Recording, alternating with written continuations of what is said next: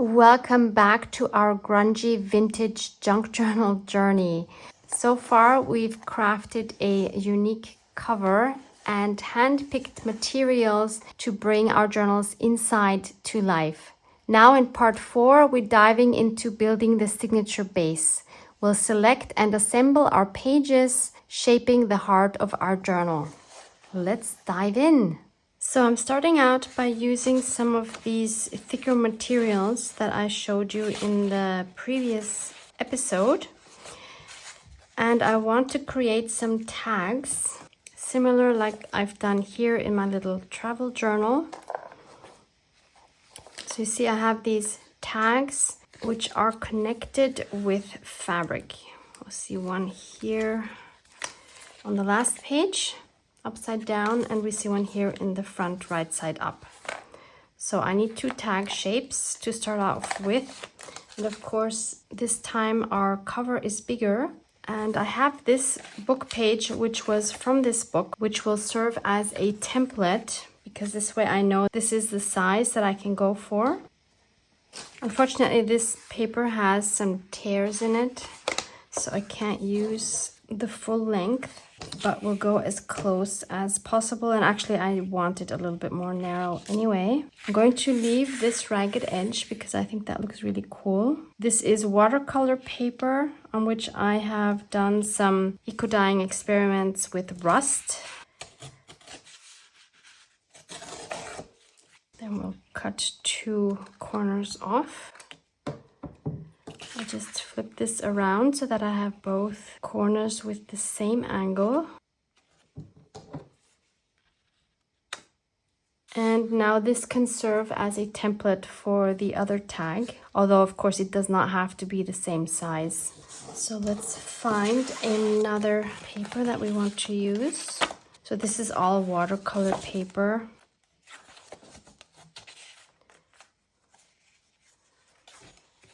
I'll use this one. It's almost the same width, not quite. That's totally fine. So I'll just cut it down to the same height.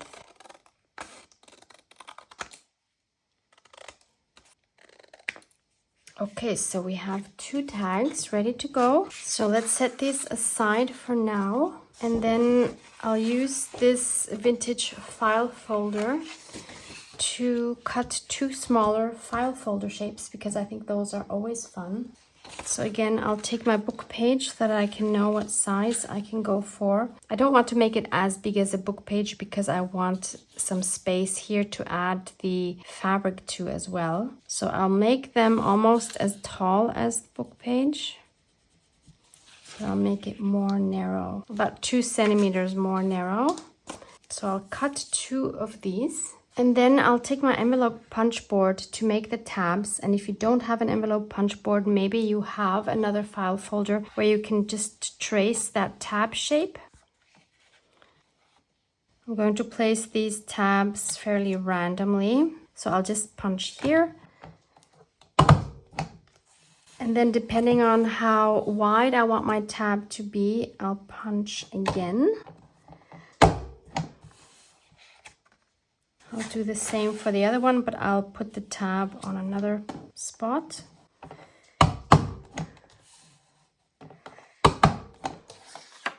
Then I take my ruler and align that with the valleys and draw a line from either side. I'll do the same thing with the second one. And then I just cut those outsides off.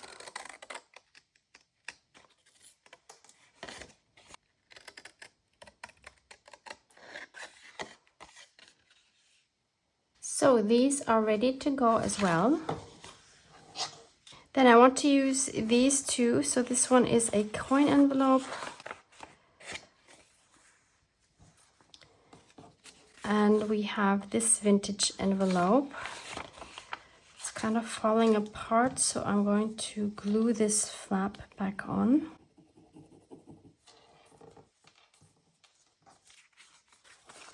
So these 2 will be one signature. Then I'll use this fun vintage pocket. This was from some photos. And I also have this vintage flashcard, which I think is really fun. So I will pair those two up. Then I have another one of these vintage photo pockets. I just love these. And I'll pair that with my second flashcard. Then I have these two pieces of vintage ephemera that I'm going to use. So those will be one signature as well. And then finally, I'll take two watercolor papers dyed with coffee. And that makes, I believe, 7 signatures. So the important thing in this stage is that all of the materials you've chosen are fairly sturdy. The only thing that's not super sturdy here is this envelope, but I'm sure this will hold up as well. But I wouldn't take regular copy paper or more flimsy pages for the base of your pages. So then my next stage is to prepare the fabrics, which are going to serve as hinges for our signatures. So let's take our first signature, which are the two plain watercolor pages. Let's choose a fabric. It doesn't really matter. I've already curated these. So let's just take the top one. This one is from Marsha Dorsey. It's called Postcards. Really, really cute one. And we're always going to need 2 pieces of the same size. So I'll first cut off this white edge.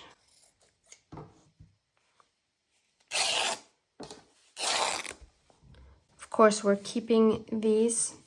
These are great to dye and to use for tags or whatever. And your fabric piece does not always have to have the same height as your signature. It can. But I'll show you again an example from here. You see here on this first one where we have the tag, this fabric piece is not the whole length. And I think it looks really cute this way as well. So you can choose for each signature. Here we have the whole length as our page. Here as well, I think most of them have pretty much the same width. Here not quite. But I really also like when it's just like this. So in this case, I will make it the same height. So I need enough to overlap, so maybe like a centimeter, but it could also be more if you wanted to be part of the decoration of your piece. In my case, I think I do because this is fairly plain. So maybe I'll have it go like halfway. Then we need a little bit of a gap. And then we could cut it here, for example. So I'm not measuring anything. This is really just estimation. And I'm going to always have the same fabric on the front and the back. But of course, you could also mix them up. So I'll do the same size for the second piece now. Again, it doesn't have to be the same size. It should be the same height, but not the same width necessarily. So those are going to be back to back. And we have our signature here. And we could either first adhere the fabric onto each other, either with glue or by sewing around it. Or we could also just sandwich the papers inside like this so that we have the fabric showing on both sides. So they will flip over like this, and this will be in the book. So if you don't want to do that, if you want to first adhere these together, they would obviously just be on one side of your signature, which is also fine. And then you just have it like this. So it's really all personal preference. And the way I've done it here is I first sewed the fabric together. So you see both sides here. And then I added it in between 2 tags. So these are actually 2 tags back to back. And the fabric is sandwiched in between those 2 tags. So that's another option for you. On this one, you see I have the fabric here on the outside, but it's not on the inside. So I just glued it onto this side.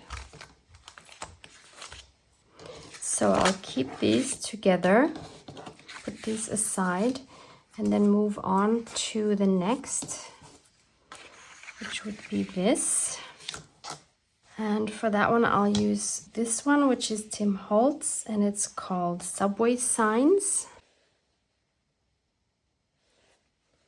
As always, I will link my source for these beautiful fabrics below for you. You should also think about the direction of your fabric. So in this case, I don't want it going like this, although why wouldn't you? For me, it just makes more sense to have it this way so that the writing is in the same direction as my ephemera. Again, I'll make it the same height as my ephemera. So in this case, we have one piece of ephemera that's not as wide as the other one. So we can add more fabric to that side. Again, I'm just going to wing this. I don't want all of my signatures to be the same width. I enjoy when there's a variation of page size. I am going to make these two the same size again. So now I can either add the fabric so that I have a thinner strip on this wider piece of ephemera, and then add this one so that these two ends meet up, or I can just center my piece of fabric and then these ends don't meet up. So again, I'll put this aside. Next, we have one where we have two pieces of ephemera that are not the same height. So in a situation like this, I would always cut the fabric to the size of the smaller piece of ephemera, because otherwise it will look very strange when we have the fabric sticking out too much on the top and the bottom here.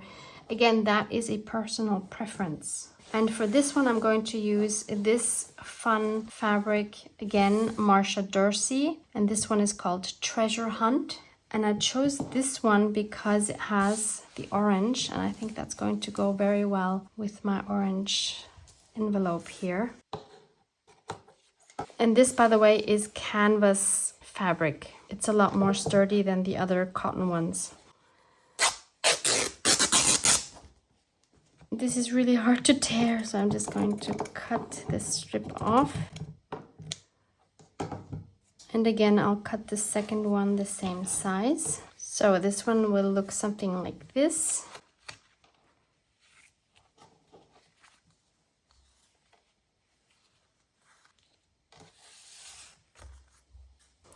Next we have this one.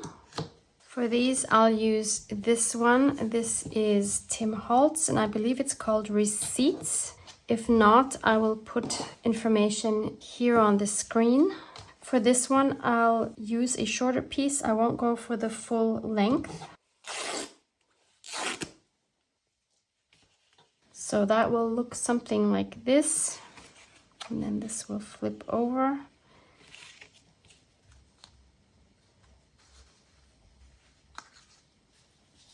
Then we have these.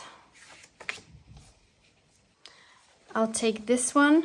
This is again Tim Holtz. It's called London Gridlock. These are almost the same height, but not quite. So again, I'll go with the height of the smaller piece of ephemera. So I tore these pieces quite narrow because both of my ephemera pieces are quite wide. So that would go something like that.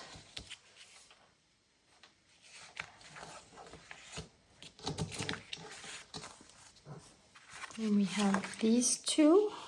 I'll add this one. This is again Tim Holtz, and it's called Mosaic. And I'll go with this part here. I think this works beautifully with this color.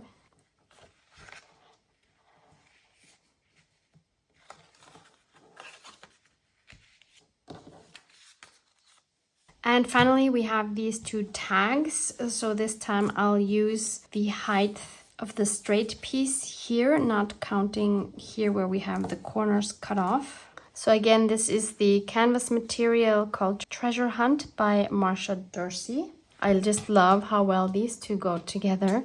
And again, these are quite wide, so I'm going to keep my strips more narrow. So I'll cut this approximately in half. I'll just fray the edges a little bit. And that can then go like this. Or we can actually, why don't we just put one upside down, and then they would be like this. So it's a bit later, and I have taken all of my fabric scraps to the sewing machine, and as you can see, I have sewn around the pieces individually. I did not sew them together because I wanted maximum flexibility of how I'm going to adhere them to the pages. On every fabric scrap, I went around 3 times, twice with a running stitch, and the third time alternating between a zigzag and a running stitch. Yes, this took quite a while because there's 14 pieces, and going around each one 3 times was quite the project. But I think the effort is totally worth it in the end, because every little detail adds something special to our journal. So now let me show you how I'm going to adhere these. We start off by adding a piece in the back, so that would be like this. And since these are wide tags, I'm going to adhere it fairly close to the edge. And then the other one will go this way. And then I always need to double check when I fold this, how wide is it? So again, I have my book page as a template, and if I don't want my pages to peek out from my cover, I need to make sure that they are not wider than this book page. So this is going to be fine. It's probably helpful if you clip them on before you flip it over, because otherwise you might lose your place, but I know approximately where it needs to go. That's good enough for me. So I'll take this one off, then I'll take my glue and take my brush and add my glue to the fabric, and then I'll just add my tag. I'll do the same thing for the other side. Actually, I'll put it on the paper. That's easier because it is the more sturdy substrate. And I wanted this to be upside down, so that will go like this. Make sure you do this on a non-stick surface, otherwise you won't be able to take it off. Oh, look at that. It got some grunge. I love it. So I had some mica sprays here, and I was not thinking about this. So now it has the grunge, which is perfect. I love the grunge. But maybe if you don't want that, maybe you should take a clean surface underneath. And because I don't want the white showing here, I'll add the second piece on top.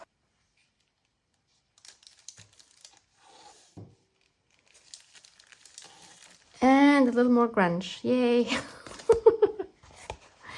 This obviously then needs to dry, and this will become one signature like this. So I'll do the same for all of the other signatures. So I have glued all of my pages together with the fabric.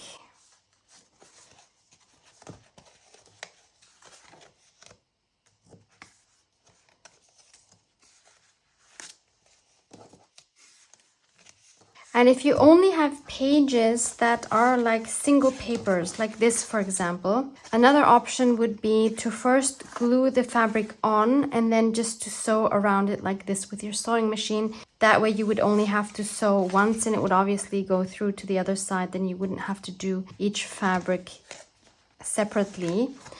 But of course, when you have pages like this, where you have a pocket, you don't want to do that because you don't necessarily want to sew through your pocket. So that's something to keep in mind.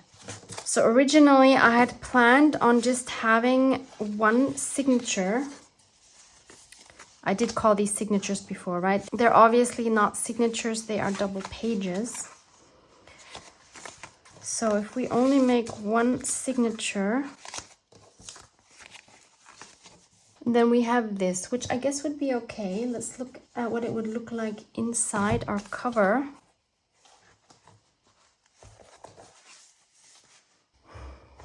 But now I'm thinking it would probably look better if I have at least two signatures. But the problem is I have an odd number of pages. That does not go well with two signatures. So let's just, for demonstration's sake, do 3 and 4 pages. So that's 3 1, 2, 3, 4.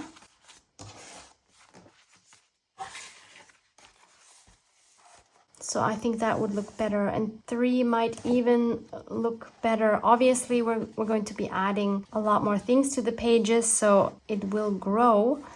But I also need to consider how it looks here on the spine. So I'm thinking it should be 2 or 3 signatures, meaning I will need to make at least one more. One more gives me 8. Or I do 2 more, then I have 9, and I could have 3 pages per signature, but that might be too much. I will play around with this and you will see what I come up with for the next episode. So that's the technique I'm using for the base of this vintage junk journal, and I hope you found this part helpful. Make sure to stay tuned for the next step in this creative journey. Love you guys. Mwah, mwah.